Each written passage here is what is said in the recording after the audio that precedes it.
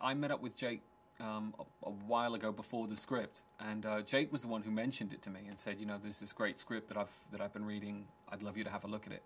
And I did read it, and I thought, wow, that's a lot of claustrophobic environments. Having just come off the back of Moon, which was very much a claustrophobic environment, I could see why they wanted me. But it occurred to me that there was a real, because of the beauty of the script, without revealing too much, is that there's a constant, there's sort of new exploration. There are new things going on each time our main character Colter actually enters his this repetition that occurs in the film. So there's always something new going on, and I think that became that was the challenge really, was how do you make each of these repetitions new and give the audience something new that's going to keep them engaged. I had one set of ideas of what we could do with it, and Jake was sort of wanted to try some things as well, and I think we had a very, very good collaborative relationship, and I think what we ended up doing is we added a lot more humor. There's a lot more sort of tongue-in-cheek humor in the film than was originally on the page of the script, and I think that mix of humor and then the sort of slightly more science fiction elements of this thriller, which is, it's a contemporary thriller, but there are definitely science fiction elements. I think we pulled something together which was you know quite appealing. I think the audience isn't going to get sort of bogged down in the logic or the science of it all. I think they'll just be going along for the ride. I'm a huge fan of Jake Gyllenhaal. I think he's a tremendous actor. To work with him was a real opportunity that I didn't want to pass up. And the script was, you know, it was tight. You know, it was a good, strong, fast-moving script, and I loved that. I loved the fact that you know, there was no lethargy in it. It just sort of got on with the story.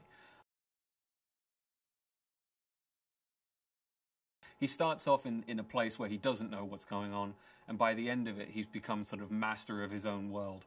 And I think that growth, that evolution over the course of the film was fun, because things go wrong sometimes. Sometimes something happens spontaneously, and he realizes that he has the ability to control this. And I think it just made it for a fun experience.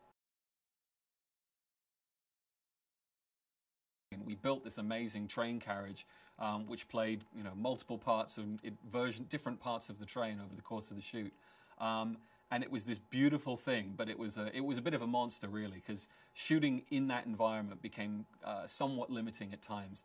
And the personality of the film almost came out of the necessities of how we had to shoot it, as opposed to the other way around. Sometimes when you're shooting, you can impose your style on your location or on your set.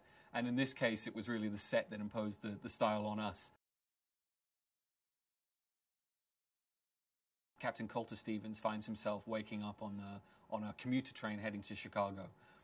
He doesn't know how he got there, and he finds that everyone else in the environment seems to know who he is, but it's not who he thinks he is. And then the story begins.